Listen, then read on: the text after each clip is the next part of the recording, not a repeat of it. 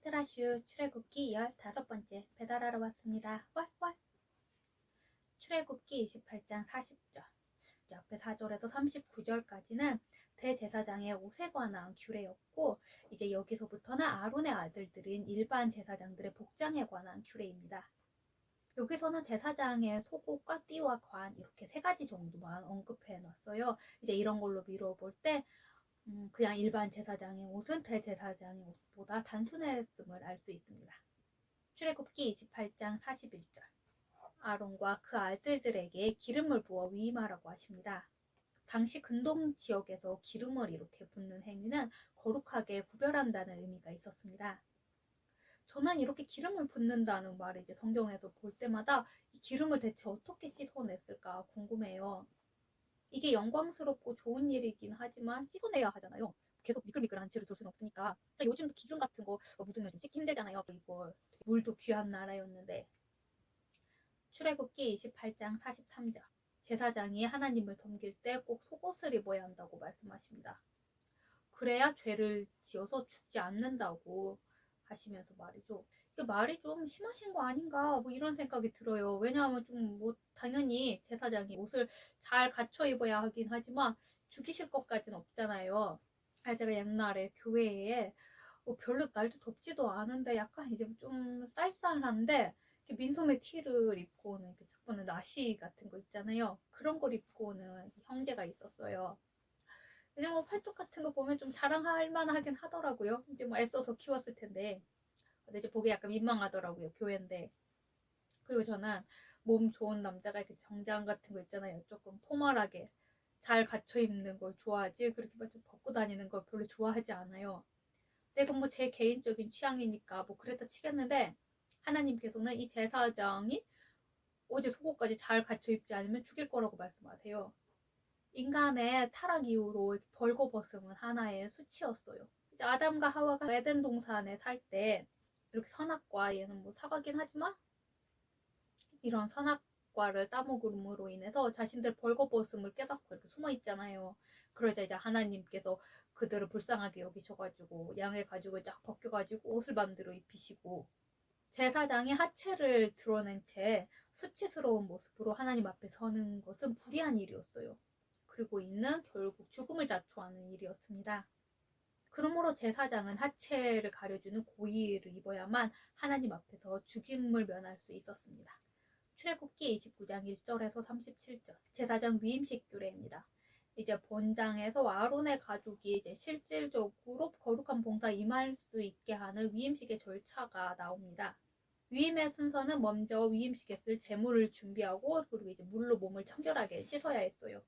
그리고 아론에게 성의를 입히며 관유를 그 머리에 바르고, 또 아론의 아들들에게도 옷을 입히고 속죄제, 번제, 화목제, 소제를 드렸습니다. 그리고 이 위임식은 7일간 계속되었죠. 제사장 위임에는 3가지 재료, 곧 물과 기름과 피가 필요했어요. 물은 제사장의 더럽고 추한 옛 모습을 씻고 새롭게 변화가 될 존재를 암시하고, 기름은 세상으로부터의 구별과 하나님으로부터의 특별한 재능과 권능의 부여 및 성령의 내주하심을 상징합니다. 그리고 피는 전적 회개와 전적 헌신, 그리고 완전한 화해 등을 상징합니다. 이처럼 하나님의 일꾼된 제사장에게는 하늘로부터의 신령한 은혜와 권위, 그리고 절대적인 헌신과 충성이 필수적이었습니다.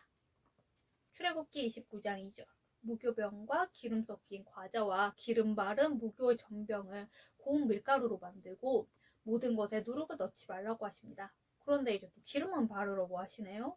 근데 기름을 섞거나 바르는 것은 하나님께 성별함을 의미합니다. 그래서 무교라고 하니까 생각나는 절기가 있죠. 무교절이라고. 이제 이스라엘 민족들이 출애굽할 때 정말 급하게 나가느라 빵반죽을 할 때 저 이제 거기에 누룩을 넣고 부풀리지 못했어요. 이것을 기념하는 날이었죠. 그런데 이제 여기서도 급하고 바쁜 것도 아닌데도 누룩을 넣지 말라고 하세요, 과자에. 그 이유는 누룩은 이게 부푸는 성질 때문에 죄를 상징합니다. 그렇기 때문에 제사장의 위임식에 사용될 곡물 제물에 누룩을 금한 것이죠. 출애굽기 29장 7절 관유를 가져다가 이제 그의 머리에 바르고, 하나님께 바쳐진 제사장이나 성물을 세속적인 것과 구별하기 위해 바르는 기름입니다. 기름은 성령을 뜻합니다. 이것을 만드는 방법은 감람기름 1흰과 유질 무략 500세겔, 창포 250세겔, 향기로운 육개 250세겔, 그리고 계피 500세겔 같은 이제 당시로서는 굉장히 귀하고 구하기 힘든 것들로 만들어졌어요.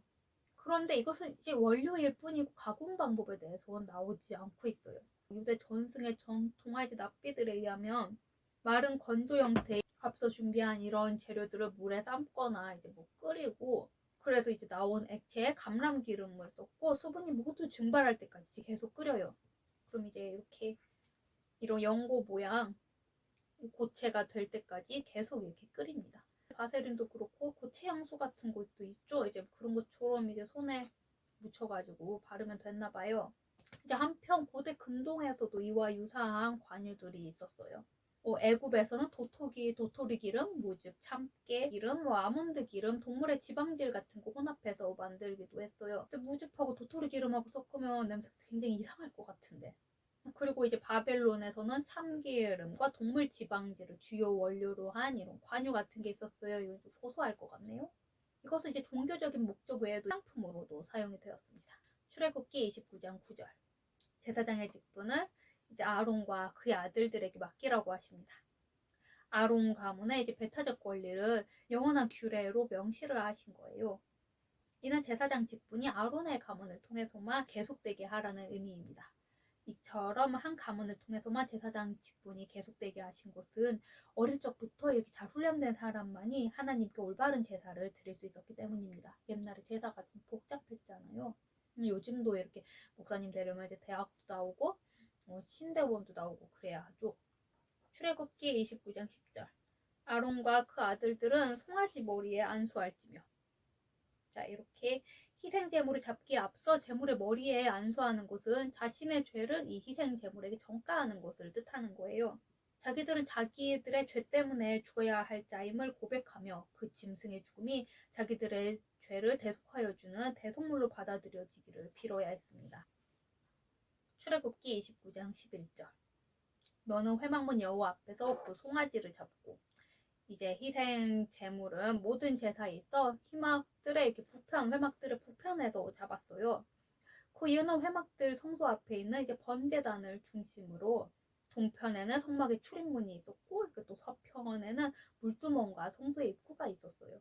그리고 이제 남편에는 번제단을 오르는 경사면이 있어서 이제 남은 공간, 이렇게 막 희생제물을 잡고 그러기에 적합한 공간은 이게 부편이었어요. 그리고 이 부편들이 여호와 앞으로 언급되는 것은 회막이 하나님이 거하시는 거룩한 처소였기 때문입니다.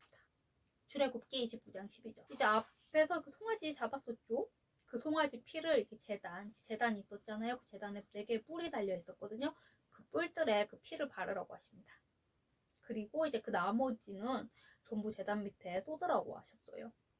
이는 하나님의 제단을 정결케 하는 상징적 행동이며 또한 제사를 통해서 하나님이 주시는 생명의 참여함을 상징하기도 합니다. 남은 피 전부를 단 밑에 부으라고 하신 것은 속죄의식에 사용한 거룩한 희생의 피가 다른 목적으로 쓰이는 것을 방지하기 위함이었어요. 이처럼 일단 하나님께 드려진 성물은 거룩하기 때문에 결코 부정한 인간에 의해 훼손되어서는 안 되었습니다. 그래서 그 나머지는 피의 경우에는 이제 번제단 아래에 쏟고 이제 고기의 경우는 불에 태웠습니다. 출애굽기 29장 13절. 내장에 덮인 모든 기름과 간 위에 있는 꺼풀과 두 콩팥과 그 위에 기름을 취하여 단 위에 불사르고. 콩팥은 신장이죠. 이게 옛날에는 콩팥이었는데 어느 날부터 신장으로 바뀌었어요. 그 이제 말하면 헷갈리죠. 뭐 신장이라 그러면 사람들이 심장이라고 알아듣기도 하고, 콩팥이라고 그러면 좀 알아듣기도 쉽고, 또 콩팥처럼 생겼잖아요, 신장이. 이거 왜 바꿨지? 이유가 있을 텐데. 너무 이렇게 뭐라 그러지? 너무 쉬운 표현이라 바꿨나? 기름은 짐승을 살찌게 하는 영양의 공급원이었기 때문에 제물 중 가장 좋은 부위로 간주되었습니다. 특히 내장 있죠. 우리 속에 있는 내장은 짐승의 생명과 직접적인 관계가 있는 것으로 그 생명을 하나님께 바친다는 의미가 있습니다.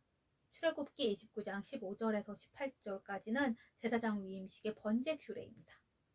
이제 수양 하나를, 얘는 이제 뿔도 없고 어린 양이긴 하지만 순양이에요. 어른 순양이죠. 뿔도 있는 그런 순양 하나를 이제 통째로 취해서 이 고기를 범제단 위에 모조리 불살라 그 향기를 하나님께 바치는 제사입니다. 앞서 속죄제는 희생제물에 기름하고 장기 몇 부분을 드렸었죠. 그런데 이거는 이제 통째로 불에 활활 불태우는 제사예요. 이것은 이 번제는 이제 영적으로 자기 자신을 완전히 불태워서 하나님께 바친다는 온전한 헌신을 의미합니다. 출애굽기 29장 20절. 위임식에 사용될 새 제물, 즉 이제 숫소 하나와 이제 수양 2마리 중에 마지막 것인 이제 순양을 잡아요. 그리고 이제 그곳에 피를 가져다가 아론과 이제 그 아들들에게 바릅니다. 그리고 그 옷에 뿌려야 됐어요. 제사적 위임식의 이제 절정에 달하는 장면이에요. 성경에도 여기만 나오는 되게 독특한 의식이죠. 이처럼 화목제물인 순양의 피를 제사장 신체의 각 부위에 바르는 것은 제사장의 전적인 헌신과 온전한 순종에 대한 상징적인 행동입니다. 이 상징적 행동을 이제 세부적으로 살펴보면 그 피를 오른쪽 깃뿌리와 오른손 엄지와 오른발 발가락, 제가 바로 보여드리는 좀 그렇고 오른발 발가락 이렇게 바르라고 하세요. 오른 깃뿌리는 하나님의 목소리를 청종하고 순종해야 함을 상징합니다. 오른손 엄지는 성결한 임무를 손으로 바르게 수행해야 함을 상징합니다. 그리고 이제 오른 발가락은 성소를 비롯한 성결한 처소에만 발걸음을 옮기며 부정한 곳에 출입을 삼감으로 성결한 삶에 힘써야 함을 의미합니다. 그런데 전부 오른쪽이죠. 오른 깃뿌리, 오른 엄지, 오른 엄지 발가락. 성경의 일반적인 용례상 이제 오른쪽은 올바름과 능력과 축복 등 좋은 것을 상징하고 이제 왼쪽은 그릇됨과 나약함, 저주 등 나쁜 것들을 상징하기 때문이에요. 출애굽기 29장 22절. 또 너는 그 순양의 기름과 기름진 꼬리와 그것을 내장에 덮인 기름과 간 껍풀과 두 콩팥과 이제 그것들 외에 기름과 오른쪽 넓적다리를 가지라고 하십니다. 이 가지라는 거 네가 가져라 이런 의미가 아니라 하나님께 바치라는 의미예요. 내장과 꼬리에 덮인 기름 부위는 짐승의 주요 영양 공급원으로 힘의 상징입니다. 또한 우편의 넓적다리 역시 힘의 상징이죠. 그러므로 이제 본절은 희생 제물의 가장 좋은 부위를 하나님께 드림을 의미합니다. 이제 수양의 경우는 얘는 애기 양이지만 순양이에요. 어른 순양 뿌리는 꼬리 위에 기름 부위까지 하나님께 드렸어요. 이제 이것은 팔레스타인에서 이 순양의 꼬리 부분은 맛이 좋아서 이제 아주 귀한 예물로 여겨졌기 때문이에요. 출애굽기 29장 25절. 모세에게 그것들을 그들의 손에 가져다가 불살라서 번제물로 삼으라고 하십니다. 아론과 그 아들들에게 주었던 제물 있죠. 이제 앞에 뭐 순양도 있고 이 소제물과 화목제물 같은 이제 이것을 다시 이제 모세가 돌려받아요. 그래서 모세가 계속 제사를 집행해야 한다는 것을 의미하는 거예요. 아직 이제 완전히 위임받은 것이 아니기 때문에 모세가 여전히 제사장의 권한을 가지고 있었던 거예요. 출애굽기 29장 24절. 요제가 나옵니다. 요제는 제사 드리는 방법 중에 이제 하나인데 제물을 앞에서 뒤 혹은 이제 위에서 아래로 흔들어서 드리는 제사예요. 이는 비록 제물의 일부분을 드리는 제사였거든요. 왜냐하면 이렇게 커다란 아무리 새끼 양이라 그래도 한 요만은 할 거 아니에요. 그렇게 통째로 들어 올리다 뭐 떨어뜨릴 수도 있고 뭐 어디가 댕강 떨어진다든지 그럴 수도 있잖아요. 그렇기 때문에 이제 일부분만을 들어서 올렸는데 이게 비록 일부분이기만 하지만 모든 제물을 하나님께 드린다는 상징적 의미가 있습니다. 이 외에도 이제 제사 드리는 방법 가운데는 희생 제물을 불에 태워 드리는 화제, 그리고 위에 그냥 들어 올렸다가 내린 뒤 드리는 거제, 그리고 이렇게 포도주 등과 같이 술을 부어 드리는 전제가 있었습니다. 출애굽기 29장 25절. 모세가 그것들을 그들의 손에 가져다가 불살라서 번제물로 삼으라고 하십니다. 아론과 그 아들들에게 주었던 제물이 있었죠. 화목제물하고 이제 소제물이요. 이것을 이제 다시 모세가 돌려받아서 이제 모세가 계속 이렇게 제사를 드리라는 의미예요. 왜냐하면 이렇게 위임식이 완전히 끝마치기 전까지는 모세에게 권한이 있었기 때문이에요. 출애굽기 29장 29절. 아론의 성이 즉 거룩한 옷은 후에 아론의 아들들에게 돌릴지니.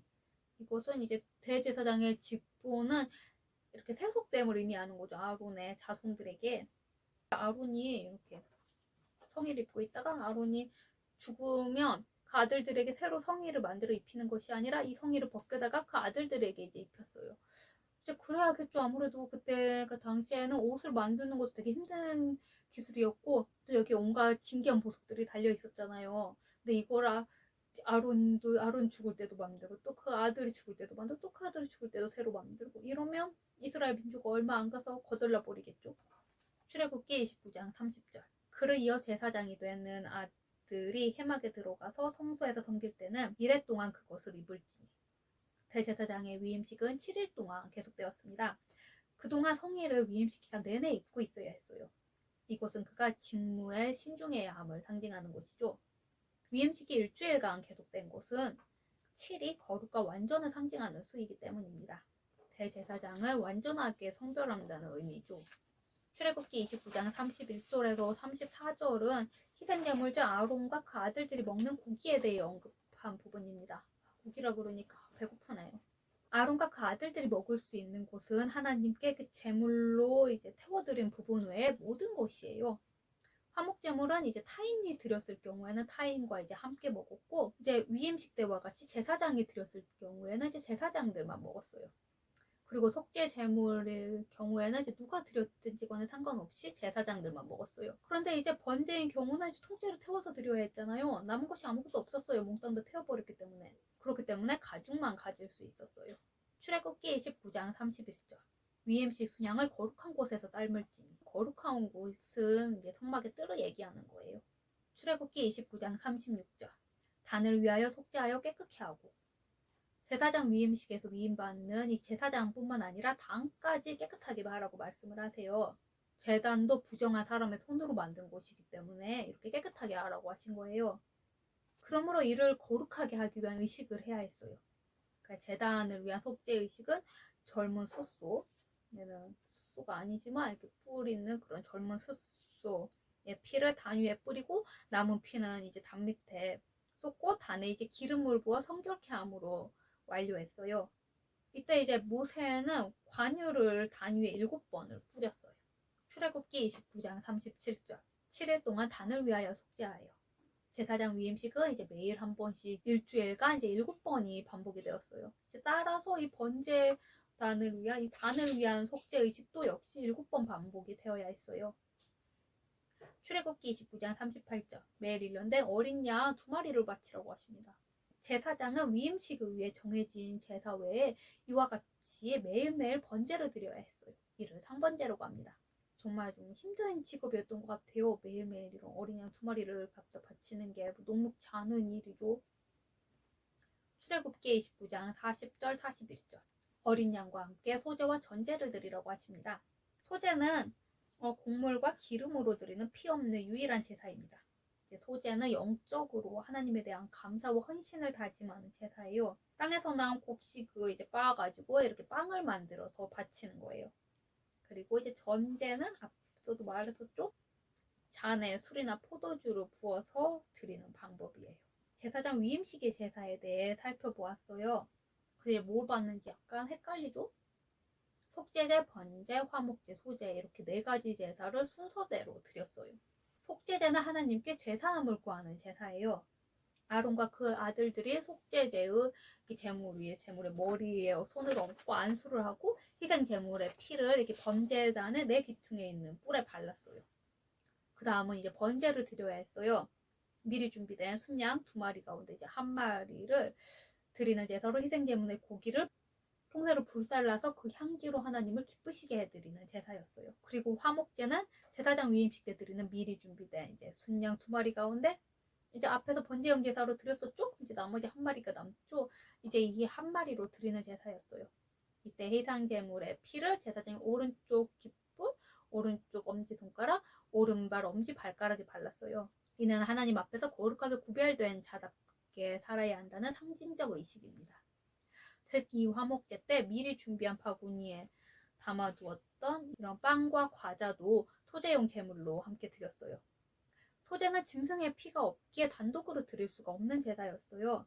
그래서 반드시 짐승의 피가 있는 다른 제사와 함께 드렸어요. 하나님께 드리는 제사의 대원칙은 반드시 희생제물에 피가 있어야 했기 때문입니다.